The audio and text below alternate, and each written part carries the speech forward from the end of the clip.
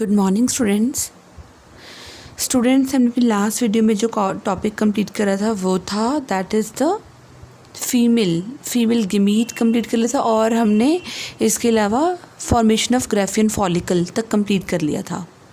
आज हम स्टार्ट करेंगे एक next topic, new topic that is menstrual cycle और मेंस्ट्रुएशन साइकिल। राइट बेटा, मेंस्ट्रुअल साइकिल कब स्टार्ट होगा? That is during menarche. Menarche क्या है? Menarche is a period, is a starting of menstrual cycle, and menstrual cycle it is basically followed by the primate group of animals. It is followed by primate group of animals, and in this बेटा क्या होता है, जो female की body है that prepares itself for the pregnancy. Female की body हर month अपने आप को प्रिपेयर करती है for the pregnancy, but if the pregnancy does not occur then the body abort all the preparation. सारी के सारी प्रिपरेशंस को वो रिमूव कर देगी, अबॉर्ट कर देगी सारी प्रिपरेशंस को। जितनी भी प्रिपरेशंस बॉडी ने कर रखी हैं बेटा उसको क्या कर देगी? अबॉर्ट, और फिर नया साइकिल रीस्टार्ट करेगी। फिर अगले मंथ फिर से प्रेगनेंसी के लिए प्रिपरेशन स्टार्ट हो जाएंगी। Right, so menstrual cycle it basically occur in the primate group of animals like humans, apes, right, and old world monkeys.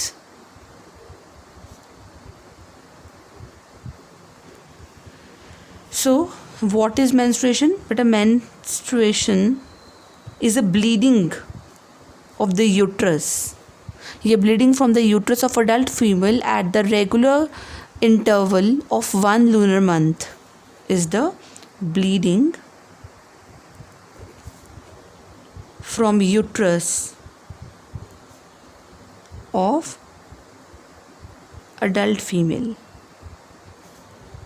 at interval of 1 lunar month. सो हम ये बोल सकते हैं ये साइकिल ऑफ इवेंट स्टार्ट होगा from one menstrual cycle से, right, वहाँ से स्टार्ट होगा till the next one. So the cycle of events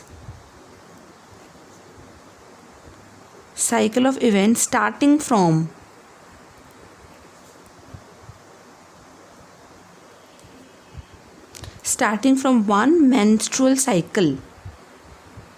तो एक मेंस्ट्रुअल साइकिल से लेकर नेक्स्ट मेंस्ट्रुअल साइकिल तक के सारे इवेंट्स किस में आएंगे बेटा?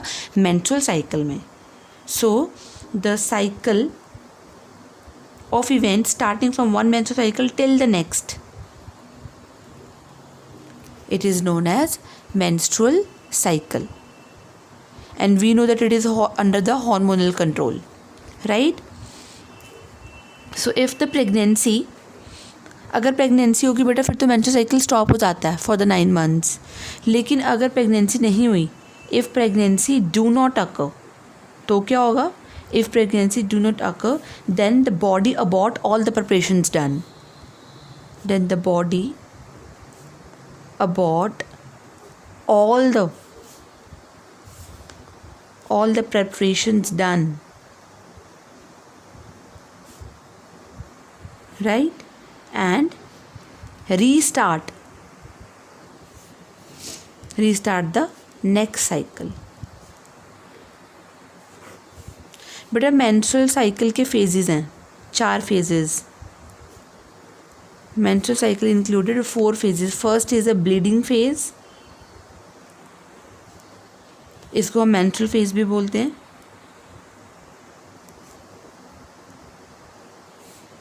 सेकेंड है follicular phase, इसको हम proliferative phase भी बोलते हैं। इसको हम प्री ओवुलेटरी फेज भी बोलते हैं। इसको हम पोस्ट मेंस्ट्रुअल फेज भी बोलते हैं।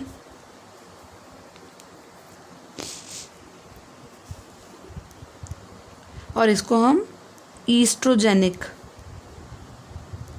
फेज भी बोलते हैं। क्यों, ये हम सारा डिस्कस करेंगे अभी। Third is the ovulatory phase.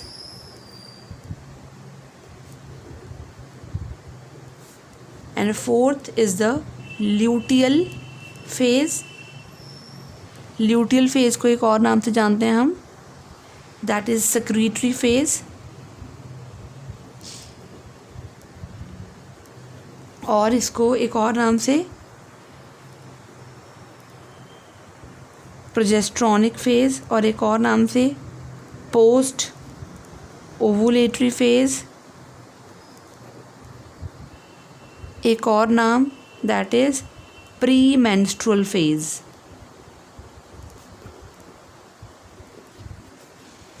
Right, तो हम इसके डिस्कशन कर लेते हैं. अब हम पहले बात करेंगे सबसे पहले फर्स्ट फेज की, that is a menstrual phase और ब्लीडिंग फेज.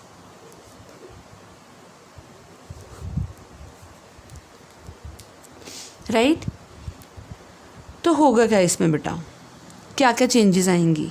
सबसे पहले बेटा साइकिल स्टार्ट ही इसी से ही होता है, और इसमें क्या होगा, menstrual flow occurs.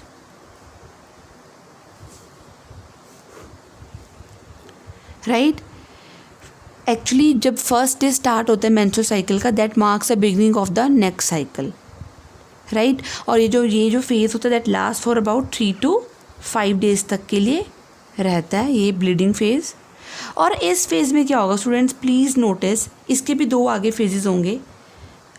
Menstrual phase के 2 फेजेस आगे, और इनिशियल फेज में क्या होगा और टर्मिनल फेज में क्या होगा.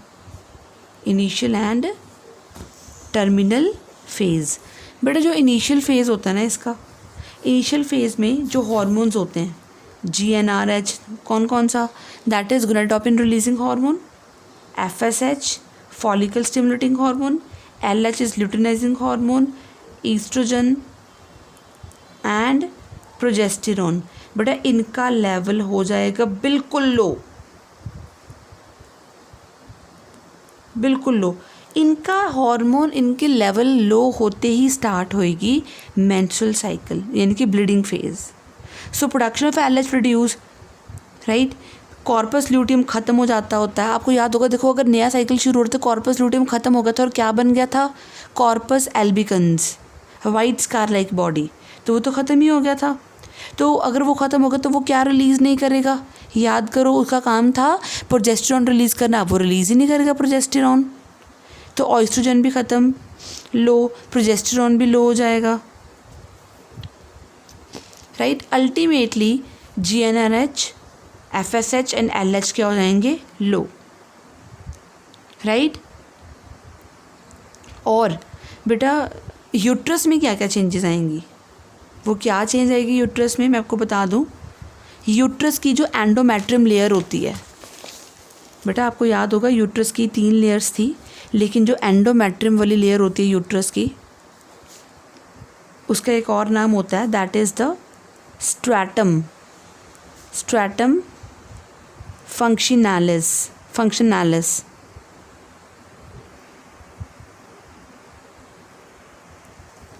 राइट, ये ब्रेक होना शुरू हो जाएगी. वो क्यों ब्रेक होगी बेटा, क्योंकि सेक्स हार्मोन्स क्या हो गए, लो हो गए. इसके कारण बेटा जो एंडोमेट्रियम है, इसको ब्लड सप्लाई कम हो जाती है.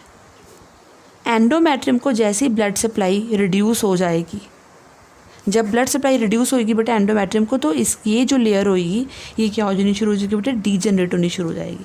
सो it begins to degenerate.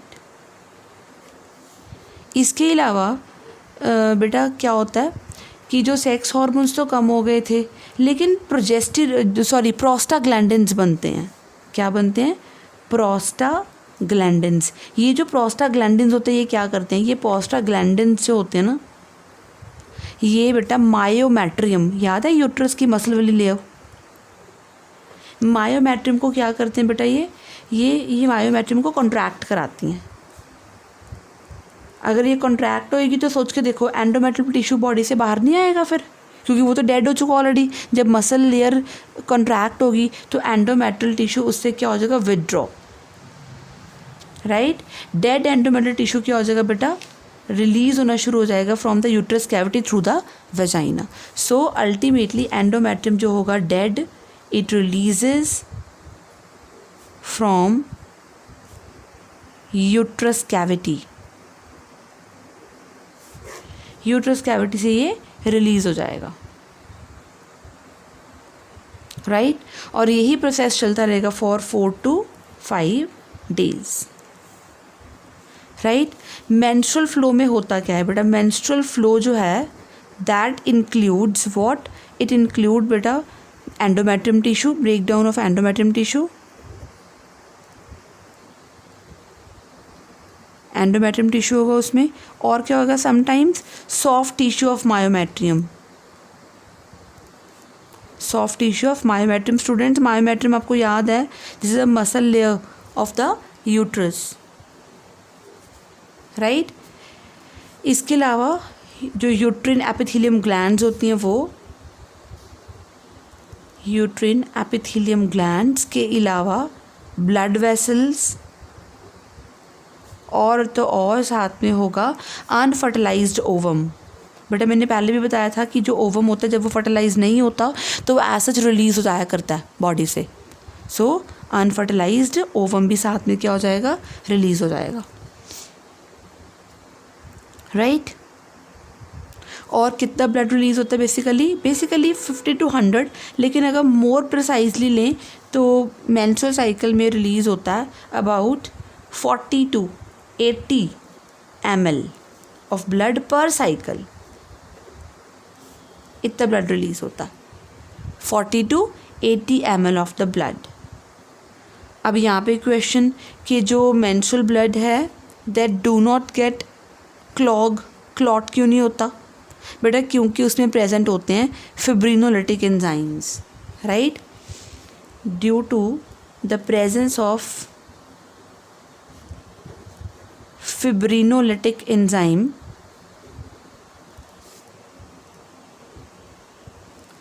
clotting of menstrual cycle do not occur. Sorry, clotting of menstrual blood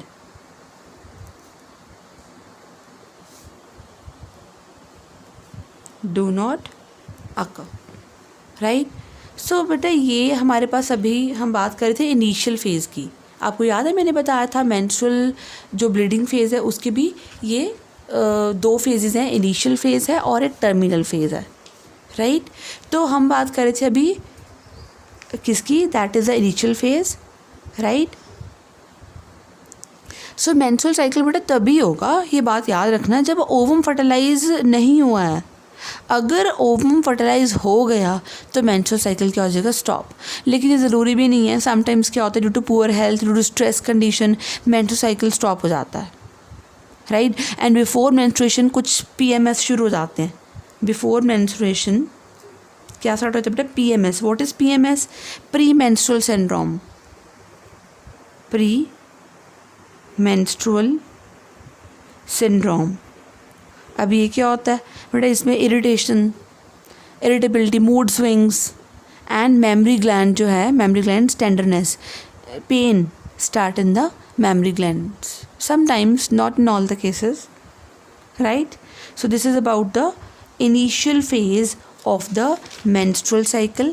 अभी हम बात करेंगे इसके टर्मिनल फेज़ की। तो अब टर्मिनल फेज़ में क्या होगा, राइट बेटा। टर्मिनल फेज़ में ना अब थोड़ा थोड़ा हार्मोन GnRH इंक्रीज़ होना शुरू हो जाएगा, FSH इंक्रीज़ होगा, LH इंक्रीज़ होगा, क्योंकि बेटा बिल्कुल अब हमें पता है ना बिल्कुल लो लेवल हो चुका था ईस्ट्रोजन और प्रोजेस्टेरॉन का, अब ये बढ़ने शुरू हो जाएंगे हार्मोन। और इसी के कारण, इनके बढ़ने के कारण 6 से 12 प्राइमरी फॉलिकल्स स्टिमुलेट हो जाती हैं, क्या बनाने के लिए, सेकेंडरी फॉलिकल बनाने के लिए। सो 6 से 12 सेकेंडरी फॉलिकल्स क्या हो जाएंगी बेटा, स्टिमुलेट एवरी साइकिल में, और उनमें से 2 सेकेंडरी फॉलिकल्स और 2 में से 1 टर्शियरी फॉलिकल बनाएगी और 1 ही ग्रेफियन फॉलिकल बनता है फिर, यानी कि साथ साथ में ही नए साइकिल की स्टार्टिंग शुरू होगी, राइट, क्योंकि 3 to 5 डेज़ के लिए रहता है। और इसी टाइम पे यूट्रिन ब्लीडिंग ग्रेजुअली रिड्यूस होती है। जब धीरे धीरे ब्लीडिंग रिड्यूस हो रही होती है, लाइक फर्स्ट डे में ब्लीडिंग रिड्यूस थोड़ी कम होती है बिकॉज हार्मोन्स अभी सारे डाउन नहीं हुए होते। सेकेंड डे पे ब्लीडिंग बहुत ज़्यादा, reason because hormones totally down हो चुके हैं। थर्ड डे पे भी काफ़ी ब्लीडिंग, लेकिन फोर्थ फिफ्थ में भी समटाइम्स सिक्स डे पे ब्लीडिंग कम होनी शुरू हो जाती है धीरे धीरे, एंड फाइनली स्पॉट जो है वो रह जाता है। Reason because of the terminal phase में अब हार्मोन्स की जो है वो प्रोडक्शन इंक्रीज करनी शुरू कर दी है। तो इस टाइम पे होगा क्या, uterine bleeding gradually reduces, right?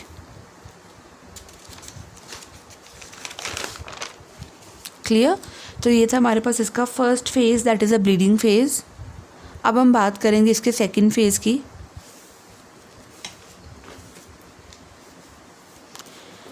Second phase जो है that is a follicular phase, right? इसको हम फॉलिकुलर फेज भी बोल सकते हैं। मैंने काफ़ी नाम बताए थे। प्रोलिफरेटिव फेज, बड़ा प्रोलिफरेटिव तो बोलेंगे ही। अब प्रोलिफरेशन जो हो रही है किसकी, दोबारा से स्टार्ट हो रहा है बैंडोमेट्रियम बनना और फॉलिकल्स बननी स्टार्ट हो रही हैं। इसको हम ईस्ट्रोजेनिक फेज भी बोलते हैं। मैंने पहले भी बताया था वो क्यों बोलते, बिकॉज ईस्ट्रोजन का लेवल अब हाई हो जाएगा। इसको हम एक और नाम से जानते हैं, pre ovulatory phase. Pre ovulatory मतलब ओवुलेशन से पहले वाला फेज़। तो ओवुलेशन से पहले वाली ऑब्वियसली बेटा इसके बाद ओवुलेशन वाला फेज़ होना, तो ये ओवुलेशन से पहले वाला फेज़ है। तो इसके कई नाम हैं, फॉलिकुलर फेज़ है, प्री ओवुलेटरी है, oestrogenic phase and proliferative phase है। तो ये कब होगा? So it occurs in 6 to 13th day of the menstrual cycle. See the diagram now.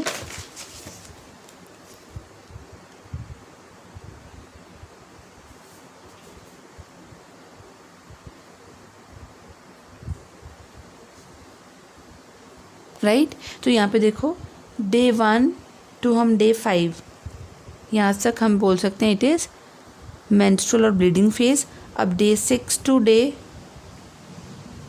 13th is the follicular phase.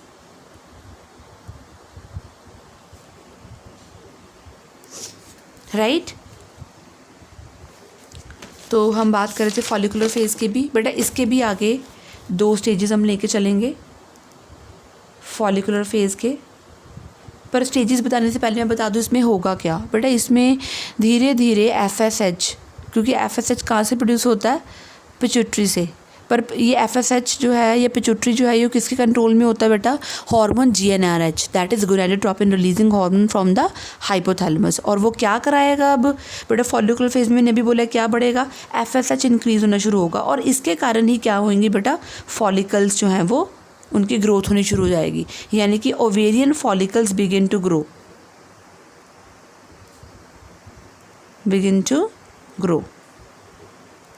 Right? और आपको याद होगा प्राइमरी फॉलिकल जो है वो किस में कन्वर्ट हो जाती है, अल्टीमेटली ग्राफियन फॉलिकल में। और ग्राफियन फॉलिकल के कौन से सेल्स होते हैं बेटा, ग्रैनुलोसा सेल्स। याद है बेटा, ग्रैनुलोसा सेल्स क्या रिलीज़ करते हैं, कौन सा hormone, that is oestrogen hormone release करेंगे। राइट? ये ऑयस्ट्रोजन हार्मोन क्या करेगा बेटा, ये ऑयस्ट्रोजन हार्मोन करेगा एंडोमेट्रियम लेयर की मेंटेनेंस शुरू कर देगा, उसकी प्रोलिफरेशन शुरू कर देगा। पहले टूट गई थी ना, यानी कि अब और क्या होगा, न्यू ब्लड वेसल्स बनेंगी, न्यू ब्लड वेसल्स भी बनेंगी। राइट? और इस टाइम पे जो एंडोमेट्रियम की लेयर है वो कितनी थिक हो जाती है, अबाउट 3 मिलीमीटर थिक हो जाती है। राइट? और इसी टाइम पे यूट्रिन जो ग्लैंड्स होती हैं, यूट्रस की ग्लैंड्स इलोंगेट हो जाती हैं, uterine glands elongate, and even the activity of secretory ducts भी क्या हो जाएगी बेटा, इंक्रीज। सेक्रीटरी सेल्स की एक्टिविटी भी क्या हो जाएगी, इंक्रीज हो जाएगी। इन द मीन टाइम क्या होगा बेटा, ओविडक्ट क्या डेवलप कर लेगा, ओविडक्ट डेवलप सिलिया। वो तो पता ही है बेटा, सिलिया डेवलप होगा, क्योंकि तभी तो ओवम फिर आगे पास होगा एम्प्यूला रीजन में, एम्प्यूला से फिर कहाँ आएगा, यूट्रस में आएगा। सो ओविडक्ट डेवलप सिलिया। और इसी टाइम पे जो सर्विक्स होता है ना, याद है सर्विक्स बेटा, जो उसका म्यूकस है, वो काफ़ी थिन, क्लियर और स्ट्रेची सा हो जाता है. Cervix develops thin, stretchy and clear mucus. बेटा ये clear mucus basically release हो जाता है from the body, but this is basically for guiding of the sperms, right? तो ये वेजिनल ऑरिफाइस से रिलीज होता पता लग सकता है. तो फॉलिकुलर फेज़ की मैं बात कर रही थी, तो टोटली फॉलिकुलर फेज़ को मैंने 2 स्टेजेस में डिवाइड कर लिया है. एक करा है इनिशियल स्टेज में और एक अगेन द टर्मिनल स्टेज. बेटा इनिशियल स्टेज में क्या होगा, वही इंक्रीज़ हो रहा है, GnRH इंक्रीज़ हो रहा है, राइट, FSH इंक्रीज़ हो रहा है, LH इंक्रीज़ हो रहा है. और इसके कारण ही क्या हो रहा है बेटा, 1 से 2 सेकेंडरी फॉलिकल मैच्योर होएंगी, लेकिन टर्शरी फॉलिकल कितनी होएगी, जस्ट 1 बनेगी. और टर्शरी फॉलिकल से ही क्या बनना होता है बेटा, ग्राफियन फॉलिकल, ये हमें पता है. और इसी टाइम पे, इनिशियल टाइम पे यूट्रिन ब्लीडिंग पूरी स्टॉप हो चुकी होती है. So uterine bleeding is totally stopped, right. Endometrium बेटा थिक हो रही होती है, right. So endometrium starts to proliferate, right. लेकिन बेटा टर्मिनल स्टेज में क्या होगा, इसके टर्मिनल मतलब एंड वाली स्टेज है फॉलिकुलर फेज की. अब क्या होगा बेटा,